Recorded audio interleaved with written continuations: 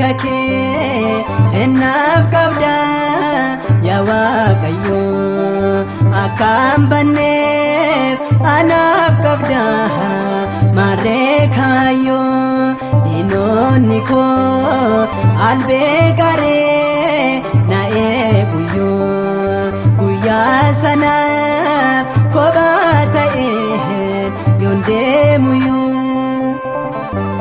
Kabajamtootaa fi jaalatamtoota hordoftoota YouTube Tasfaa Studio nagaan bakka jirtanitti isiniif haa ta'u jedha. Har'a ani kanan sin faana argamu Lammii Gammachuuti. Keessummaa kabajaa tokko isiniif qabadheen gara keessanitti dhufaa jira. Nu faana bu'aatii hordofaa kallattumaan gara keessummaa sanaatti isin dabarsa. Maqaa keessan nuuf hima.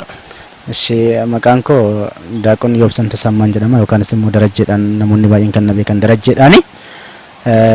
Maqaan koo kana fakkaata jechuudha. Maqaan keessan Yoobsan Tasammaa jedhamtu faarfataa akka taataniin quba qaba. Mee gara faaruu kanaatti akkamitti akka galtanii fi achi keessatti muudannoowwan sin muudatan istiidiyoowwan garaagaraatti illee akka hojjetaa turtan fakkeenyaaf akka YouTube yookiin immoo istiidiyoo Tasfaatti akka hojjetaa turtan quban qaba. Kanaafuu mee achi keessatti muudannoowwan isin muudatan istiidiyoo kanallee bifa kamiitiin akka ilaaltanis yaada keessa faana nuuf ibsa. Okay. Gara faarfannaatti akka dhufuudhaaf ijoo inni guddaa kan naa ta'e obboleessa koo faarfataa Garramuu Baayisaa Waaqayyo lubbuu isaa jannata keessa nuuf haa boqochiisu. Bara 1998 gara faarfattoota daa'immaniitti dabalamee mana amantaa kootiin tajaajilaa jiru faarfannaa isaa keessaa dhaga'e wanta miira nama cabsuudhaaf gara Waaqayyootti of na deebisu kan ture keessaa akkan gara faaruutti dhufe kan na taasisu obboleessa koo faarfataa Garreedha jechuudha. Sanumarraan kaaseen adeemsota hedduu keessa darbee faarfannaadhaaf wixinoota na barbaachisaniif walaloo akkasumas illee yeedaloota qopheeffadhee gara faarfannaatti dhufuudhaaf bara 2003 barataa Gudar sadarkaa lammaffaa kan ta'e mana barumsa Gudariif qophaa'ee natti toon barachaa jiru. Bulchaa mana amantaa aanaa tokkee kuttaa'ee kan ta'an maqaa isaanii dha'uu kan hin barbaanne faaruunaaf eeyyamaa jedhee gara isaanii gaafan deemu afaan Oromoo ta'ee na jala argame faaruun kiyya. Afaan Oromoo bakka hin arganne naan jedhanii miira koo kan na jalaa cabsan yoo ta'u xiiqeffannaa fi aarii guddaa keessa galuudhaan yeroo sana isaan biraa deemee turtii waggoota hedduu bira ture. Bara 2009 faarfannaa kan hojjedhu na taasise. Sababa kanaatiin gara faarfannaatti dhufe faaruu baasuu bara jalqabe jechuudha. Mee gara faaruutti dhufuu keessan ulaagaalee hedduu darbitanii akka as geessan nuuf himtanii jirtu. Tasfaa Studio irratti illee yeroo darbe kiliipota hedduu waraabaa turtanii waraabaa akka turtanis argeen jira. Mee Tasfaa Studio akkamitti ilaaltu?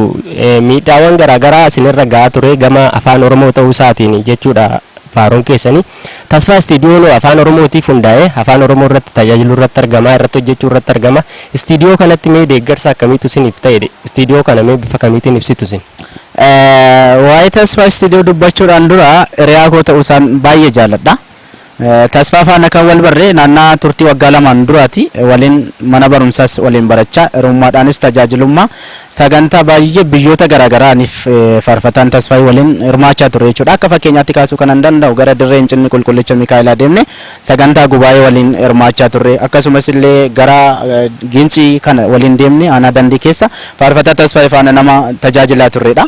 Tajaajila sana irratti kaasnee quuqama qabnuudhaan gara Finfinneetti ol deemnee viidiyoo VCD hojjechuudhaaf quuqama hedduun nu keessa ture. Maaliif akka argannetti afaan keenyaan tajaajilachuu hin dandeenyu. Kana nu sirreessaa jechuun hin dandeenye afaan keenya keessatti. By the way yeroo itti na sirreessaa jettu emotional ta'anii jechoota garaagaraa nutti darbachaa turani. Sanumarraan kaasnee ogummaan ni barateen obboleessi koo faarfataa Tasfaayee Gammada wantoota kana hojjechaan jira jedhee gaafanninaaf eeru baay'een gammadee keessa kootti jajjabeessaan tures hojjechuu qabdasi ba'aan irra jiru kana uummanni Oromoo acoocamaa jira kiristaanonni nuti afaan Oromoo akka mana amantaa keessatti nu fayyannee ta'aa jiru waan ta'eef kanaaf acoocaa kana nurraa buusuu qabda jennee Tasfaayiidhaan obbolootan keenya deeggaruu qabanis deeggarsa gaggaafannee fi akka deeggaramullee taasisne istiidiyoo kana banneef jira. Baay'eetti immoo kan na gammachiisu keessa afaan barbaanneen miira barbaanneen iddootti nuuf ideetti taasise jennetti ideet nu godhe saatii kanatti nu bira dhaabbachuu isaatti baay'een gammada. Gammachuu koos immoo miranitti ibsu hin qabu jechuu barbaadetan. Mee bifa kanaatiin gammachuu kee ibsiteeti namoota istiidiyoo kana gara fuulduraatti deeggaruu barbaadanis haa ta'u kaleessas bukkee dhaabatanii deeggaran oromoota addunyaa guutuurra jiran jechuudha. Faarfattoota akka keetii tajaajiltoota sadarkaa garaagaraa dabalatee istiidiyoo kana mee bifa akkamiitiin akka ilaalanii fi gara fuulduraattis yoo ta'e ammoo istiidiyoo kana deeggaruudhaaf akka isaan of hin qabanne istiidiyoon kun tajaajila isaaniitiif kan hundaa'e ta'uu isaa ibsuudhaaf jechuudha. Isa kana ammoo akkamittiin dhaamtaaf oromoota addunyaarra jiraniif? Baay'eesaa ijoollota gargaaruudhaaf malan amma danda'ames dura dubbachaa turre akkasumas illee obboleessa koo jaallee faarfataa Tasfaayee faana waliin haasaa turre namoota abbaa qabeenyollee tattaan illee deeggarsa akka nuuf godhaniif deemnee gaggaafachuudhaaf karoorsinee jirra gara fuulduraatti isin hojjenna. Akkasumas illee wanti nani isaaniif dabarsuu barbaadu ijoollota gamtaa faarfattoota tajaajiltoota afaan oromoo kan ta'anii miseensa keessan jira akka Finfinneetti akka oromiyaa guutuutti jechuudha. Ijoollota sana faana riileeshinii wanta qabnuuf wanta deeggaramuu qabu deeggarree ijoollotatti himne akka fakkeenyaatti illee kaasuu kan danda'u obboleessa koo faarfataa Yohaannis Andarraa dheengaddallee akka tasaa Tasfaa faana waliin quunnamsiise hojii kana gara fuulduraatti milkeessinu jenneen naasofsiisaan ture. Isaanumti illee faarfattoonni baay'een isaanis gara kanatti akka imalanidha. Akkasumas illee qeella wallaggaarra biyyoota garaagaraa illee naa bilbilanii akkamii kwaalitiin isaa hojjechuu danda'a editingii isaa irratti akkamii jedhanii na gaafachaa turani. Editingii sana immoo ijoo isaaniidhaaf immoo baay'ee hojjechaa jira jedhee Faaruq kan korraallee saampilii kan korraallee fudhee telegiraamiidhaan isaaniif ergaan jira. Jajjabeessinaa akkasumas illee ijoollonni biyya hambaa keessa jiran illee akka isaan jajjabeessaniif gaafachaa jirra. Ispoonsaras barbaadaa jirra. Baay'ee kan ajaa'ibuu qabu baay'ee kan nu jajjabeessuu qabnu nuyi istiidiyoon magaalaa Amboo keessatti oromoodhaaf ijoollota oromoodhaaf kan dhaabbatedha dhugaan isinitti hima. Maaliif hojjedhee waan argeef istiidiyoo garaagaraa deemee ilaaleera. Miira addaatiin nu ilaalu ifannaa addaatiin hojjechaa turre waan ta'eef mataadhuma keenya gadi qabannee baachaa turre waan ta'eef amma immoo waaqayyo isa kana nurraa hambise tiraanspoortii baay'ee nu gaafatu imala garaa saatiin keenya hanqisaasa'u kanaaf isa biratti hojjechuudhaaf kanaaf hundumti isaanii gara kana akka dhufaniin dhaamsa koo dabarsaaf jechuu barbaadetan. Tole kabajamtoota hordoftoota Tasfaa Istiidiyoo amma immoo keessummaa keenya gara lammataatti isin dabarsaa faarfataa Yoobsan Tasammaa turtii gaarii siin jedha. Ishee isinis galatoomaa waaqayyoon keenya wajjin haa ta'u horaa bulaa deebana.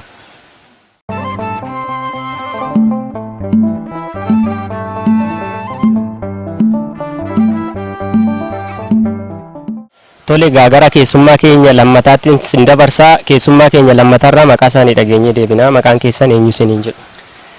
Maqaan koo faarfataa Daaqoon Gammachiisin jedhama. Gammachiis Margaa jechuudha.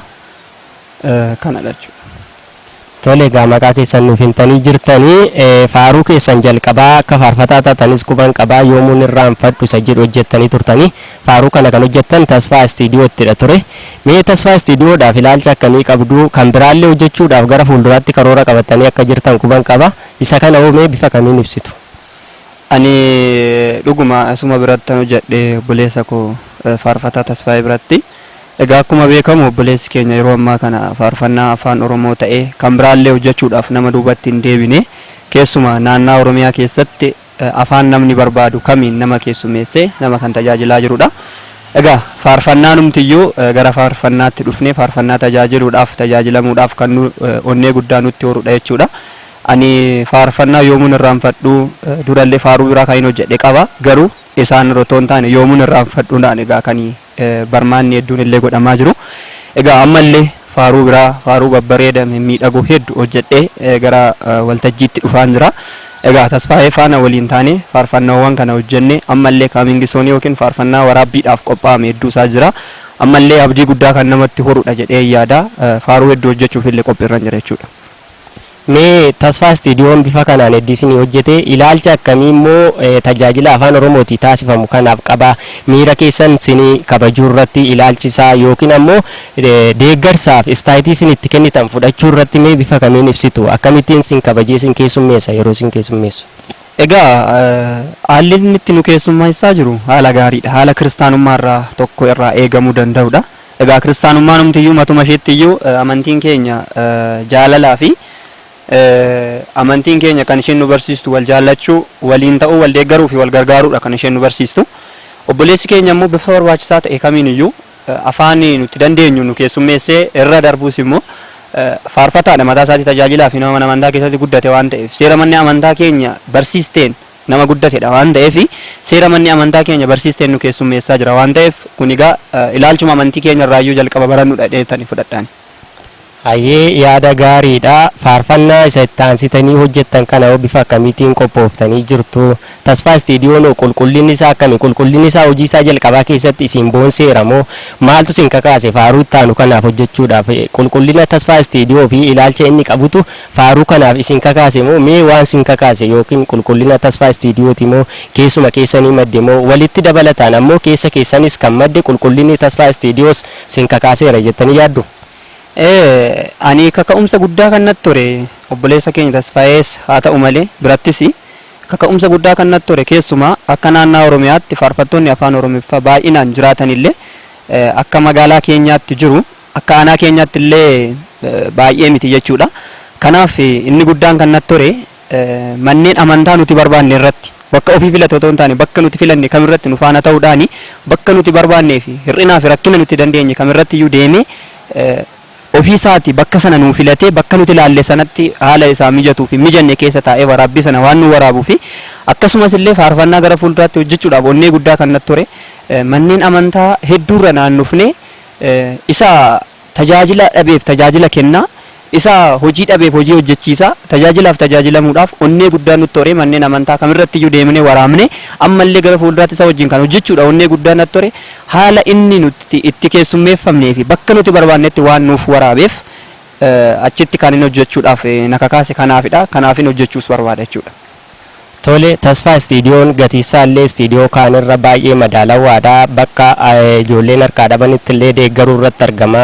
Bakka ijoolleen miira hin taane keessa galanii irratti illee gargaaruu irratti argama. Gargaarri Tasfaa Istiidiyoon isiniif taasisu kana bifa kamiin ilaaltu isin? Ani asirratti obboleessa koo baay'ee galateeffachuun barbaada bakka kanarratti maaliif yoonaan jette faarfataan tokko faaruu baasee gaafa hojjetu faayidaa dhuunfaasaa wanti inni argatu hin jiru. Kennaan inni argatu Waaqayyo irraa qofadha. Maaliif faarfannaa tokko hojjetee amma barbaade maallaqa barbaade itti baasu wanti inni argatu wanti inni bu'aa argatu hin jiru. Bu'aan isaa maa'inni Waaqayyo harkaa kennaa bara baraa gaarummaa gara laafummaa fi tajaajila mana Waaqayyoo ta'uudhaaf filatamu lafatti otoo hin taane samitti tajaajila argachuufidha. Obboleessi keenya immoo faaruu hedduu hojjetee waan irraa fayyadame baay'ee waan hin qabaanneef kanallee ilaalee faarfattoonni hedduun bahuu qabu manneen amantaa faarfataa baasuu qabdi tajaajilamuu qabdi jechuudhaan maallaqa madaalawaadhaan kaffaltiin jedhamu kun. Maaliif haala hojii isaa irratti kaffaltiidha jennee waan waamnu hin qabnu maallaqa giddu galeessa ta'eetiin nu gargaaree faarfannaan keenya akka gurra ijoollee tawaahidoo gurra ijoollee haadha keenya qulqulleettii dubaroo maaramii ijoollee fannoo jalatti guddatte gurra isaanii akka qaqqabu waan nu godheef baay'ee galateeffachuun barbaada jechuudha. Tole gatiin Tasfaa Istiidiyoo baay'ee madaalawaadha gadi bu'aadhalleedha. Kana jechuun ammoo baajetaatiin wanti nuuf ijaaruu irratti argamu hin jiru. So sanaafiyyuu jechuudha Tasfaa Istiidiyoo bira dhaabbachuun barbaachisaadha. Mee Oromoonni addunyaa kanarra jiran tajaajila afaan Oromootiif kaka'umsa kan qaban ijoollee bira dhaabbachuu Tasfaa Istiidiyoo kana arganii akka deeggaraniif dhaamsa maalii qabdu? Ani asirratti wanti jechuu barbaadu obboleessa keenya jajjabeessuu cina isaa dhaabbannee waan inni hanqina jiru hunda guutuuf hin dirqama kiristaanummaati jedheen fudhadha jechuudha. Kana gaafan jedhu obboleessi keenya meeshaawwan faaruu kana ittiin hojjetu meeshaa gurguddaadha. Meeshaa kana immoo bitachuudhaaf maallaqni inni faarfattoota irraa fuudhee meeshaa kana ittiin bitachuudhaaf isaa ga'u hin jiru. Kanaaf nuti immoo biyya keessa biyya alaa kan jirru dhuguma nuti yoo wal jajjabeessine malee quncee wal gargaarteetu arba'iiti akka jedhame sana nuti wal jajjabeessine mana Waaqayyoo yoo ijaarre malee nuti wal jajjabeessine sagalee Waaqayyoo dhalootaaf yoo lafa keenya malee ta'uu waan hin dandeenyeef obboleessa keenya bukkee dhaabbannee yookiin cinaasa dhaabbannee faarfataa akka gargaaruuf faaruu akka hojjetuuf biyya keessa biyya alaa kan jiru kamiyyuu wanta qabu wanta yaadaanis haa ta'u maallaqaanis haa ta'u wanta qabuun obboleessa keenya cina dhaabbatanii meeshaawwan inni hojiidhaaf itti fayyadamu kamillee bituudhaaf akka gargaaru akka gargaaran dhaamsa koo dabarsuun barbaada jechuudha. Tole faarfataa gammachuu baay'ee si galateeffadha baay'ee galatoom. Isinillee yaada kanaaf carraa kana obboleessa keenyaaf akka dhaamu naa kennuu keessaniif guddaa galatooma galanni Waaqayyoof haa ta'u.